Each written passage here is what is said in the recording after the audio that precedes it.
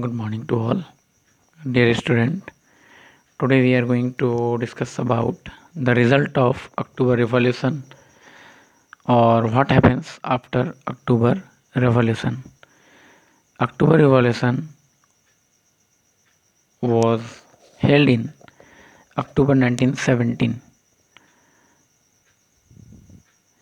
We had already read about why October Revolution held or what are the causes for October Revolution. Next is the Bolshevik were totally opposed to private property. सबसे पहला इसका result क्या हुआ अक्टूबर revolution का, तो Bolshevik पूरी तरह से अपोज हो गए प्राइवेट प्रॉपर्टी के। इट मीन्स ये नहीं चाहते थे कि प्रॉपर्टी कुछ लोगों के पास हो, ये चाहते थे प्रॉपर्टी का डिस्ट्रीब्यूशन हो। Then most industry and bank were nationalise in November 1917।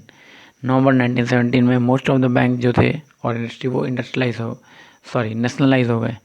Nationalise कहने का मतलब राष्ट्रीयकृत होना, जैसे वो देश के हाथ में चला जाना या फिर कोई ऐसा प्रॉपर्टी बन जाना जिसके ऊपर किसी भी प्राइवेट ऑर्गेनाइजेशन का पावर ना हो।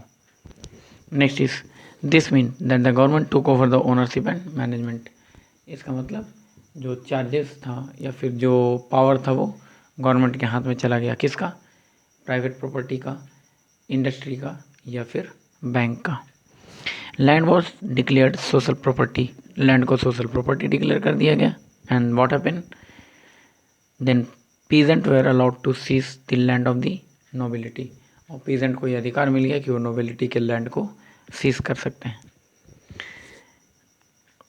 In cities, Bolshevik enforced the partition of large houses according to the family requirement। जैसे फैमिली का रिक्वायरमेंट हो उसके अकॉर्डिंग लार्ज हाउसेस को डिस्ट्रीब्यूट किया जा सकता है या फिर उसका पार्टीशन किया जा सकता है according to Bolshevik. Next is they banned the use of old title of aristocracy. Bolshevik के द्वारा एरिस्टोक्रेसी का जो ओल्ड टाइटल था उसको एबॉलिश कर दिया गया, हटा दिया गया। इट मीन्स कोई भी अपने आप को एरिस्टोक्रेट या कैपिटलिस्ट, पूंजीवादी, इम्पेरियलिस्ट घोषित या डिक्लेयर नहीं कर सकता था। जैसे राजा लोग पहले खुद को डिवाइन फेथ डिक्लेयर करते थे that they were god and what they decide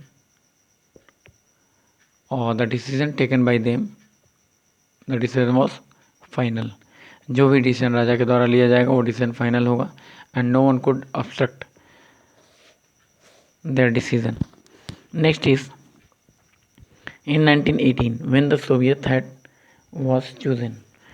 कहता है following a clothing competition organise in 1918 when the Soviet head was chosen. ये इंपॉर्टेंट पॉइंट नहीं है, तो जो अभी तक बताया 1 2 3 4 5 1 2 3 4 एंड 5, ये 5 पॉइंट्स इंपॉर्टेंट है इसके लिए। नेक्स्ट इज इसके बाद और भी बहुत सारे पॉइंट हैं। Number 1 Bolshevik party was renamed as Russian Communist party. Russian Communist party के नाम से बोल्शेविक पार्टी को चेंज कर दिया गया। In November 1917 the Bolshevik conducted the election to the constituent assembly. Bolshevik के द्वारा नवंबर 1917 को इलेक्शन कंडक्ट किया गया बट दे वे फेल्ड और they fail to gain majority support. ये फेल हो गए मेजोरिटी सपोर्ट गेन करने में, मतलब इनको मेजोरिटी वोट नहीं मिल पाया। किस चीज़ के लिए? कॉन्स्टिट्यूएंट असेंबली फॉर्म करने के लिए। In January 1918 the assembly rejected Bolshevik measures. जनवरी 1918 में असेंबली के द्वारा जो बोल्शेविक का मेजर्स था या उनका जो सुझाव था उसको रिजेक्ट कर दिया गया एंड उसके बाद Lenin dismiss the assembly. Lenin assembly को डिसमिस कर दिया। He thought that all Russian congress of Soviet was more democratic than the assembly elected in uncertain condition. He thought that it means Vladimir Lenin thought that all Russian congress of Soviet जो था was more democratic, ये ज़्यादा democratic था। किसके comparison में? Than an assembly elected in uncertain condition, जो assembly को conduct किया गया था अनसर्टेन कंडीशन में। In March 1918 despite opposition by their political allies the Bolshevik made peace with Germany at Brest Litovsk में जर्मनी के साथ बोल्शेविक जो था वो एक पीस साइन किया। It made a peace with Germany in the year that followed the Bolshevik became the only party, जैसे year पास होता चला गया, the Bolshevik became the only party to participate in the election to the all Russian congress of Soviet. All Russian congress of Soviet के लिए Bolshevik एकमात्र party था जो चुनाव में खड़ा हो रहा था या फिर इलेक्शन कंटेस्ट कर रहा था। Which became the parliament of the country, जो कि आगे चलकर कंट्री का पार्लियामेंट बना। Russia became a one party state, Russia one party state बनकर रह गया। Trade unions were kept under party control, trade union को पार्टी के कंट्रोल में ले लिया गया। The secret police called, secret police called Cheka first and later OGPU and NKVD। जो सीक्रेट पुलिस फोर्स था वो पहले OCPU बना एंड देन NKVD। पनिश दोस्त हु क्रिटिसाइज द बोल्शेविक, ये वैसे लोगों को पनिश करते थे जो बोल्शेविक का अपोज करते थे। Many young writers and artists rallied to the party because it stood for socialism and socialism for change। बहुत सारे यंग राइटर थे जो रैलीज के सपोर्ट में आए। क्यों? Only because the rallies is stood for the socialism, समाजवाद के लिए रैलीज था।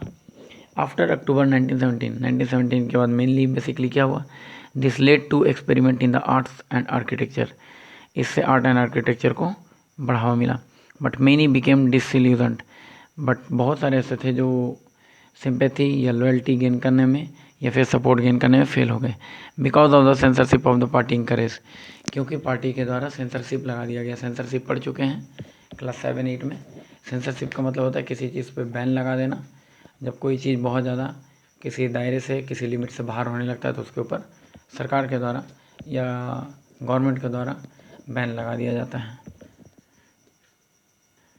तो आज के टॉपिक में हम इतना ही देखेंगे। इसके बाद सिविल वॉर डिस्कस करेंगे and then later the topic.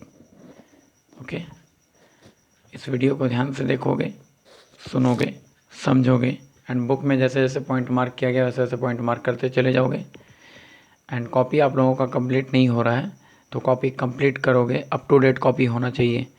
Otherwise सिर्फ NCERT का क्वेश्चन बनाने से आपके एग्ज़ाम में अच्छे मार्क्स नहीं आने वाले, क्योंकि केवल चूजिंग क्वेश्चन पढ़ने से काफ़ी प्रॉब्लम होने वाला है। अब आप लोग बोर्ड बेस के लिए तैयारी कर रहे हो। ओके, तो इंटरनल क्वेश्चन पे ज़्यादा ध्यान दोगे, कोशिश करोगे जितना से ज़्यादा क्वेश्चन बन सके। And if you have any doubt and queries, कहीं पे भी डाउट क्वेरीज हो कांटेक्ट कर सकते हो। Okay, thanks to all of you.